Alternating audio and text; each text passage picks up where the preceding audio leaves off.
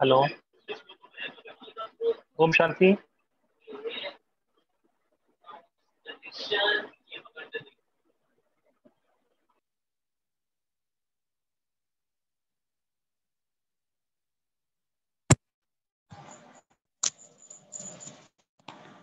Voice आ रहा है क्या?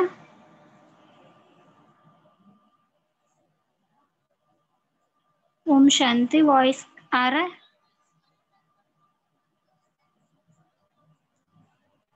यस, अभी आ रही है आवाज। हेलो। ओके। हाँ जी, हाँ हाँ। जी, स्टार्ट करते हैं। तो ये होली की मुरली है।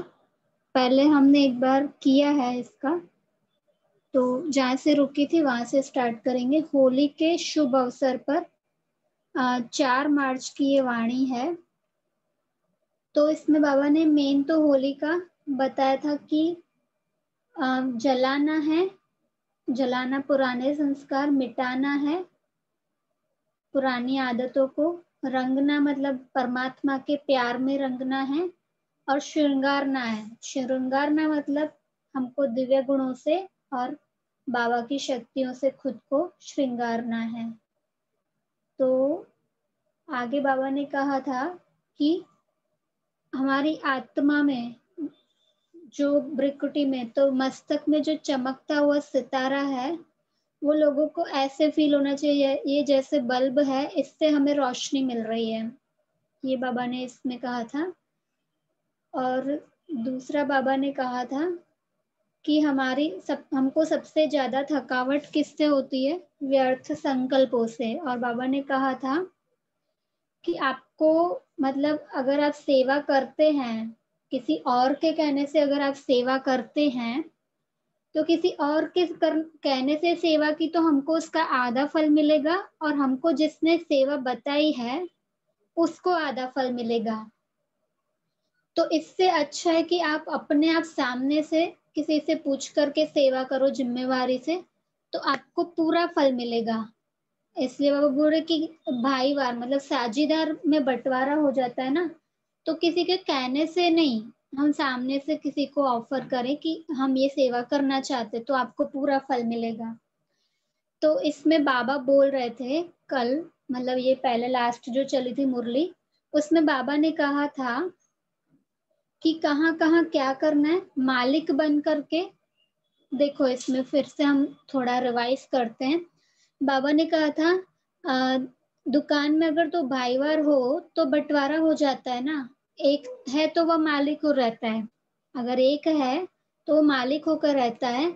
इसलिए अगर किसके कहने से करते हैं सेवा, तो उस कार्य में भाईवारी हो जाती है, परसेंटेज हो जाता है फल का। और स्वयं ही मालिक बन करके करते हैं तो सारी मिल्कियत के अधिकारी बन जाते हैं। मतलब हम सामने से ऑफर करते हैं ना किसी को सेवा, तो हम उसके फल के भी पूरे अधिकारी बनते हैं। इसलिए हर एक को मालिक बनकर करना है जिम्मेवारी से। लेकिन मालिक पने के साथ साथ बालकपन भी पूरा होना चाहिए।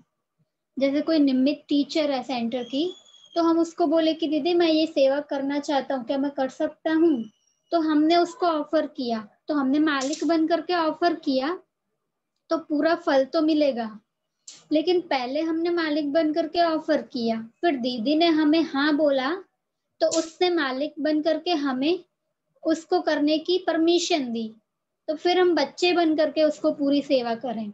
पहले मालिक बन के ऑफर करना है, लेकिन बाद में अपना स्वरूप बदल करके बालक बन करके पूरी जिम्मेवारी से वो सेवा करनी है। तो बाबा बोल रहे कहाँ कहाँ मालिक बनकर खड़े हो जाते हैं, कहाँ फिर बालक होकर छोड़ देते हैं। तो मालिक बन करके तो खड़े होकर के हम सेवा करते हैं, बालक होकर छोड़ देते हैं, मतलब बालक होकर के जिम्मेवारी से करना चाहिए। लेकिन यहाँ फिर दूसरा बालकपन आ जाता, कहाँ फिर बालक होकर छोड़ देते। जैसे बच्चे होते हैं ना छोटे, वो कोई जिद में आ जाते हैं तो वो छोड़ देते हैं चीज, गुस्से में आ गए, तो बाबा बोल रहे कहाँ फिर बालक होकर छोड़ देते हैं। तो ना छोड़ना है ना पकड़ना है। सेवा अगर मिली तो न छोड़नी है न पकड़नी है। अब छोड़ना माना हमने सेवा ही छोड़ दी, और पकड़ना माना बुद्धि से हमने पकड़ के रखा कि मैंने ये किया, तो पकड़ना माना मैंपन, तो बाबा बोल रहे पकड़ना अर्थात जिद से नहीं पकड़ना है, जिद में आगे माना मैंपन आ गया, तो बाबा बोल रहे पकड़ना अर्थात जिद से नहीं पकड़ना है। फिर बाबा बता रहे उसके लिए, कोई चीज को अगर बहुत जोर से पकड़ा जाता है तो उस चीज का रूप बदल जाता है ना। अभी उसके लिए बाबा एग्जाम्पल बता रहे हैं, फूल को जोर से पकड़ो तो क्या हाल होगा, मुरझा जाएगा ना। इसमें एक और चीज मैं पूछना चाहती हूँ, ये मुकेश भाई जी जो जुड़े हैं, अब बीके हैं मुकेश भाई जी, शायद इनका माइक नहीं है तो आंसर नहीं मिलेगा।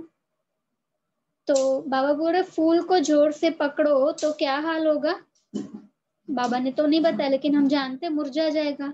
तो बाबा बोल रहे पकड़ना तो है लेकिन कहाँ तक, कैसे पकड़ना है यह भी समझना है, माना इतना जोर से फूल को नहीं पकड़ना है कि वो मुरझा जाए, सॉफ्टली।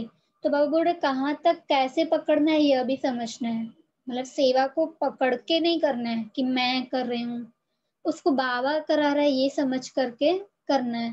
तो बाबा बोल रहे या तो पकड़ते अटक जाते हैं व छोड़ते हैं तो छूट जाते हैं। सेवा को अगर पकड़ करके मैपन से करते हैं तो बीच में अटक जाते हैं व छोड़ते हैं तो छूट जाते हैं, माना बाबा से भी दूर हो जाते हैं, दोनों ही समान रहे। यह पुरुषार्थ करना है, ना पकड़े ना छोड़े। तो बाबा बोल रहे ऐसा समान पुरुषार्थ करना है, जो मालिक और बालक दोनों रीति से चलने वाला होगा उनकी मुख्य परख यह होगी, एक तो निर्माणता होगी, उसके साथ निरहंकारी निर्माण और साथ साथ प्रेम स्वरूप। अभी ये मालिक और बालक की बात में बाबा कई बार क्या बोलते हैं, अगर आपको किसी को राय देनी है तो मालिक बन करके राय दो, लेकिन अगर कोई राय नहीं मानता है हमारी तो बालक बन करके उसे स्वीकार कर दो। इसको कहते हैं मालिक और बालक का बैलेंस। तो बाबा बोल रहे हैं कि जो बालक और मालिक दोनों रीति से चलते उसकी मुख्य परख यह होगी, एक तो निर्माणता होगी, निर्माणता माना उसको मान नहीं चाहिए किसी से, वो निर्माण होगा। तो बाबा बोल रहे तो निर्माणता होगी, उसके साथ निरहंकारी, निरहंकारी तो पहले एक्सप्लेन किया था, अहंकार नहीं हो। फिर निर्माण, निर्माण माना वही जिसको मान शान नहीं चाहिए। तो बाबा बोल निर्माण, निरहंकारी निर्माण और साथ साथ प्रेम स्वरूप। प्रेम स्वरूप माना हर एक आत्मा से वो प्रेम से चलेगा, जिसका बालिक और बालक दोनों का बैलेंस होगा वो। तो बाबा बोल रहे हैं ये चारों ही बातें, चारों माना निर्माणता के साथ साथ निरहंकारी निर्माण और प्रेम स्वरूप, यह चारों ही बातें, यह चारों ही बातें उनके हर चलन से देखने में आएगी, मतलब चेहरे से चलन से वो देखने में आएगी। अगर चारों में से कोई भी कम है तो कुछ स्टेज की कमी है। अच्छा, फिर बाबा पूछ रहे हैं बच्चों से, प्रश्न पूछ रहे हैं, वतन में आज होली कैसे खेली मालूम है? सिर्फ बच्चों के साथ ही थे, आप भी होली मना रहे हो ना, वहां संदेशी आई तो एक खेल किया। तो बाबा पूछ रहे हैं कौन सा खेल किया होगा? तो बच्चे जो बाबा के सम्मुख बैठे थे वो बाबा को बोलते हैं आप ले चलो तो देखें। तो बाबा बोल रहे बुद्धि का विमान तो है, बुद्धि का विमान तो दिव्य दृष्टि से भी अच्छा है, यहाँ तो वह हो ही नहीं सकता, वह चीज ही नहीं। आज सुहेजों का दिन था ना, सुहेज माना मतलब ये मौज का एक दूसरे तरीके का शब्द है कि वहां हम मौज मनाते हैं वतन में। तो बाबा बोल रहे आज सुहेजों का दिन था ना, तो सब संदेशियां वतन में आई तो साकार को छिपा दिया, माना ब्रह्मा बाबा को छिपा दिया। एक बहुत सुंदर फूलों की पहाड़ी बनाई थी, उनके अंदर साकार को छिपाया हुआ था ब्रह्मा बाबा को। दूर से देखने में तो पहाड़ी ही नजर आती थी, तो जब संदेशी आई तो साकार को देखा नहीं, बहुत ढूंढा देखने में ही नहीं आया।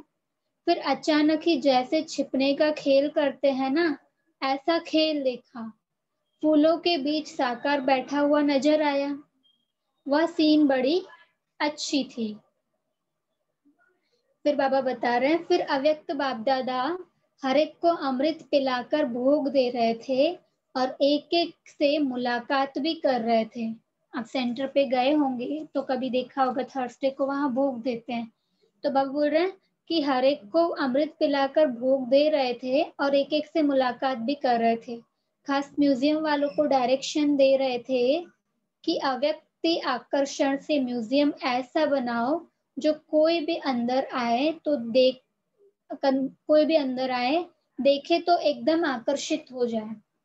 म्यूजियम आपको पता होगा, जो 7 डेज कोर्स के फोटोज होते हैं उसका म्यूजियम बनाते हैं, तो उस म्यूजियम में क्या होता है, लाइट होती है। तो बाबा बोल रहे ऐसा म्यूजियम बनाओ जो लोग देख करके एकदम आकर्षित हो जाए, तो उससे बहुत अच्छा सेवा हो सकती है। अच्छा, फिर आगे हम दूसरी एक मुरली रीड करते हैं। 13 मार्च 69 की वाणी है। टाइटल है प्रेम और शक्ति के गुणों की समानता। प्रेम और शक्ति के गुणों की समानता। तो बाबा बच्चों से पूछ रहे हैं, आत्मा अभिमानी हो याद की यात्रा में बैठे हो? पूछ रहे हैं बाबा, याद की यात्रा में भी मुख्य किस गुण में स्थित हो? अब जब हम याद में बैठते हैं तो हमें गुणों की स्थिति के स्वरूप में बैठना है। जैसे आत्मा के 7 गुण है ना, प्रेम, शांति, पवित्रता, सुख, फिर ज्ञान, शक्ति, शांति, ये सारे हमारे जो आत्मा के 7 गुण हैं। तो बाबा पूछ रहे उसमें से किस गुण में स्थित हो? फिर बाबा पूछ रहे याद की यात्रा में होते हुए भी मुख्य किस गुण स्वरूप हो? इस समय आपका मुख्य गुण कौन सा है? बाबा पूछ रहे हैं। तो बाबा को सभी ने अपना अपना विचार सुनाया। इस समय तो सभी विशेष प्रेम स्वरूप की स्थिति में है। टाइटल ही है ना, प्रेम और शक्ति के गुणों की समानता। तो जब बाबा से मिलते हैं ना, मधुबन में जो सम्मुख मिलने जाते थे, तो उस समय का वातावरण ऐसा होता है कि सब लोग बाबा के प्यार में, उसकी याद में खोए हुए होते हैं। तो बाबा बोल रहे इस समय तो सभी विशेष प्रेम स्वरूप की स्थिति में हैं, लेकिन प्रेम के साथ साथ वर्तमान समय की परिस्थितियों के प्रमाण जितना ही प्रेम स्वरूप उतना ही शक्ति स्वरूप भी होना चाहिए। अभी संडे की अव्यक्त मुरली में भी बाबा ने कहा था स्नेह तो है, लेकिन स्नेह के साथ साथ शक्ति भी चाहिए। तो बाबा यहाँ बोल रहे प्रेम के साथ साथ शक्ति स्वरूप भी होना चाहिए। अभी देवियों के नवरात्रे चल रहे हैं ना, तो शक्तियां उनको कहते हैं। तो बाबा बोल रहे देवियों के चित्र देखे हैं? देवियों के चित्र में मुख्य क्या विशेषता होती है? बाबा पूछ रहे हैं। अपने चित्रों को कब ध्यान से देखा नहीं है? हम क्या बनने वाले हैं? देवी देवता। तो बाबा पूछ रहे अपने चित्रों को कब ध्यान से देखा नहीं है? जब देवियों के चित्र बनाते हैं, काली के सिवाय बाकी जो भी देवियां हैं, उनों के नयन हमेशा कैसे होते हैं? उनों के नयन हमेशा गीले दिखाते हैं, प्रेम में जैसे डूबे हुए नयन दिखाते। तो अब देखना, कभी बाप दादा आते हैं ना, तो बाप दादा की आंखों में भी आप देखेंगे ना, तो आपको ऐसे ही लगेगा कि बाबा जैसे बच्चों के प्रेम में डूबे हुए हैं। तो बाबा बड़े प्रेम में जैसे डूबे हुए नयन दिखाते हैं, और साथ साथ जो उनका चेहरा आदि बनाते हैं, तो उनकी सूरत से ही शक्ति के संस्कार देखने में आते हैं। लेकिन नयनों में प्रेम, आपको थोड़ा अगर बैकग्राउंड वॉइस में डिस्टरबेंस आ रही है तो ज्यादा सोचना नहीं, ये नेबर्स का थोड़ा वॉइस है। तो बाबा बोल रहे लेकिन नैनों में प्रेम, दया, शीतलता देखने में आती है ना। नैनों में प्रेम, दया, शीतलता देखने में आती है। मातापन के प्रेम के संस्कार इन नैनों से दिखाई पड़ते हैं। जो शक्तियां हैं उनको माताएं भी कहते हैं। तो बाबा बोल रहे मातापन के प्रेम के संस्कार इन नैनों से दिखाई पड़ते हैं। उनों के ठहरने का ढंग व सवारी अस्त्र शस्त्र दिखाते हैं, मतलब उनके हाथों में और सवारी अस्त्र शस्त्र से दिखाते हैं। वह शक्ति रूप प्रकट करता है कि जो मतलब उनका आसन होता है ना, जैसे शेर है या दूसरे दूसरे जो प्राणी होते हैं, तो सवारी जो दिखाते हैं वो शक्ति रूप प्रकट करता है। मतलब शेर के ऊपर भी उन्होंने अपना शक्ति स्वरूप दिखाए तो शेर भी उनके आगे नतमस्तक हो गए। तो बाबा बोल रहे वो शक्ति रूप प्रकट करता है। तो ऐसे मतलब रियलिटी में वो कोई शेर के ऊपर नहीं बैठती है, लेकिन शेर का मतलब ये है कि हमने अपने पांचों विकारों के ऊपर विजय प्राप्त कर ली। तो जब हमारे सामने सपोज हम शांत स्वरूप स्थिति में बैठे हैं, तो आप कहीं अकेले भी बैठे होंगे और समझो शेर भी आ गया, लेकिन आपकी स्थिति इतनी पावरफुल होगी ना, तो वो शेर आप पे अटैक नहीं करेगा, वो शांत हो जाएगा। तो मतलब वो उनको प्रतीक के रूप में दिखाया हुआ है, यादगार के रूप में। तो बाबा बोल रहे वो शक्ति रूप प्रकट करता है। तो ऐसे ही आप शक्तियों में भी दोनों गुण समान होने चाहिए, जितना शक्ति स्वरूप उतना ही प्रेम स्वरूप। अभी तक दोनों नहीं है, शक्ति भी हो तो साथ साथ प्रेम भी। कहीं कभी प्रेम की लहर में, कभी शक्ति रूप में स्थित रहते हो। दोनों ही साथ और समान रहे, यह है शक्तिपन की अंतिम संपूर्णता की निशानी। शक्ति माना गुस्सा नहीं, लेकिन शक्ति माना हमारे शब्दों में, बोल में इतनी ताकत हो कि बिना गुस्सा किए भी सामने वाला समझ जाए। तो बाबा बोल रहे यह है शक्तिपन की अंतिम संपूर्णता की निशानी। अभी बाप दादा को अपने बच्चों के मस्तक में क्या देखने में आता है, बाबा पूछ रहे हैं। अपने मस्तक में देखा है क्या है? प्रारब्ध देखते हो व वर्तमान सौभाग्य का सितारा चमकता हुआ देखते हो व और कुछ?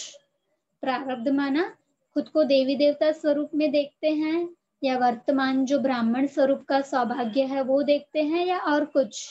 तो बाबा को हर एक ने अपना अपना विचार सुनाया। तो बाबा बोल रहे तीनों संबंधों से तीनों ही बातें देखने में आती है।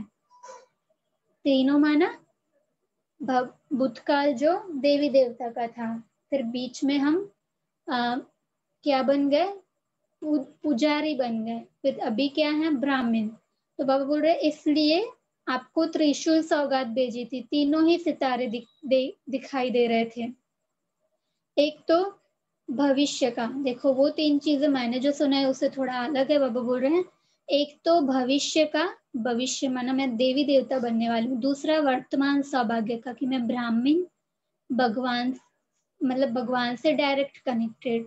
और तीसरा जो परम धाम में आपकी आत्मा की संपूर्ण अवस्था होनी है, बिंदु रूप, वह आत्मा की संपूर्ण स्थिति का सितारा, जिसको बाबा बोलते हैं निराकारी स्थिति, अनादि स्थिति।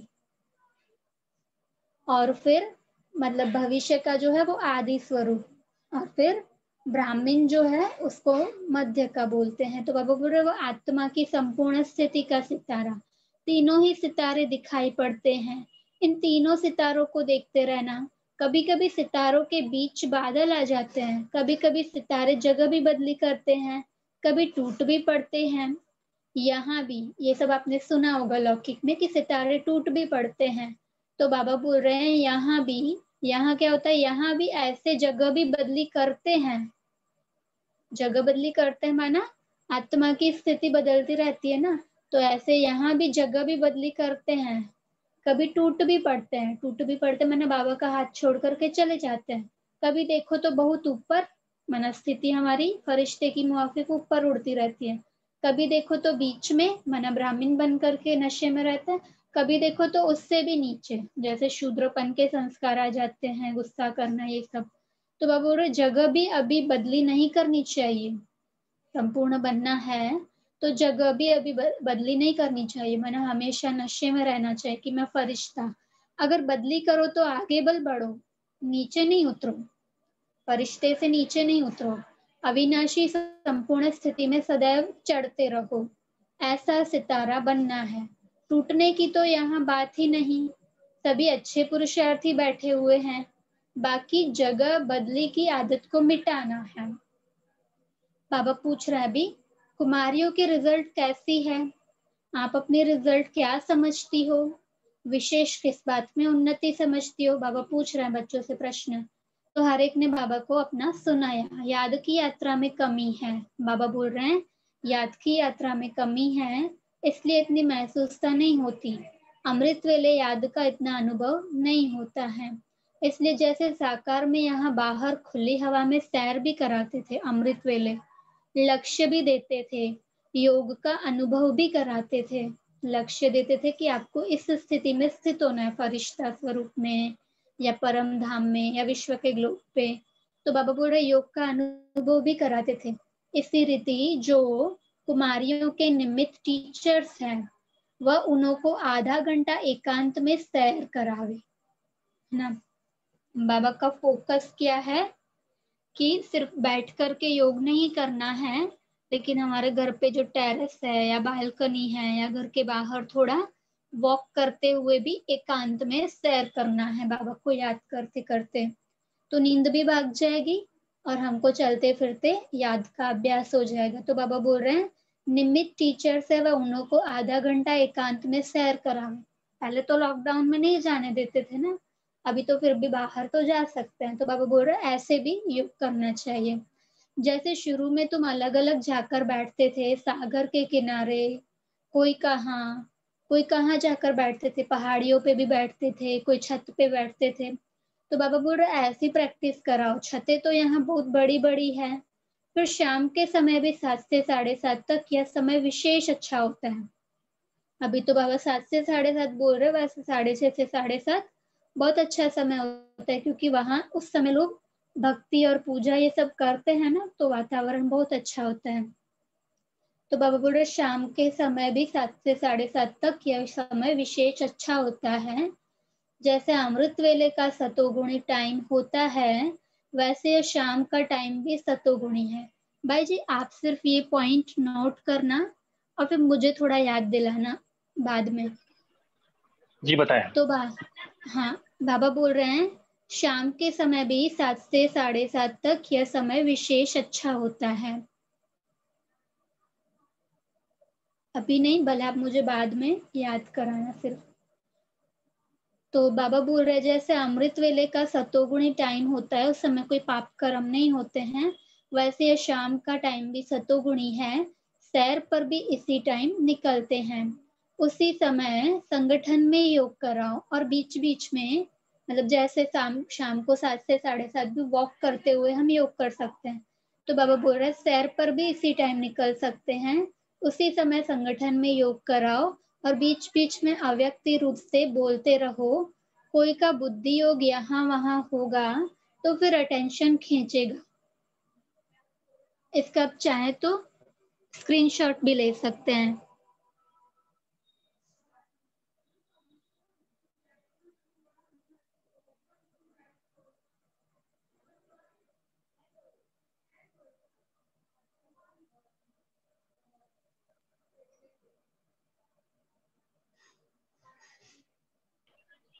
आवाज नहीं आ रही है। हाँ, मैं एक्चुअली अभी वो कर रही हूँ, बाबा को हम याद करते हैं तो मैं एक सॉन्ग प्ले करती हूँ।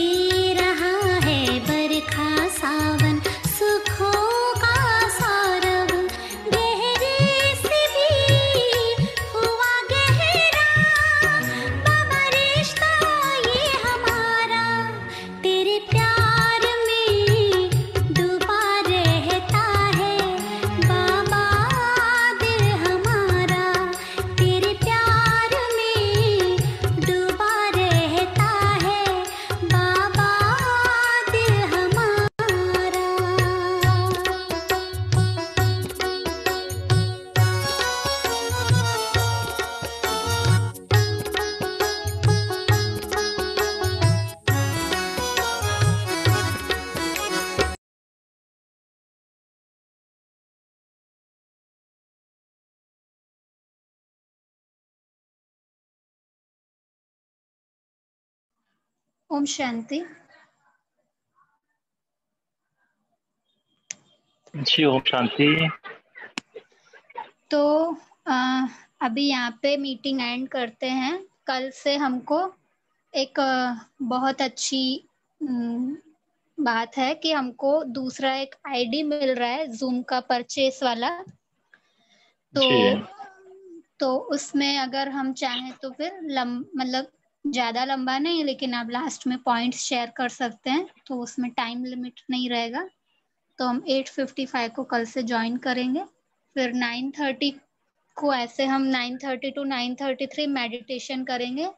फिर आपको पॉइंट्स शेयर करनी है तो आप पॉइंट्स शेयर कर सकते हैं। आज भी वैसे तो है 9:40 तक टाइम। आपको कुछ क्वेश्चन है या कुछ पूछना है तो आप शेयर कर सकते हैं। फिर यहाँ का 5 मिनट्स। एटमॉस्फेयर ऐसा है कि I am unable to talk. It's okay, not an issue. हाँ, कोई बात नहीं। अभी हम मीटिंग को बोलो एंड करते हैं। ओम शांति।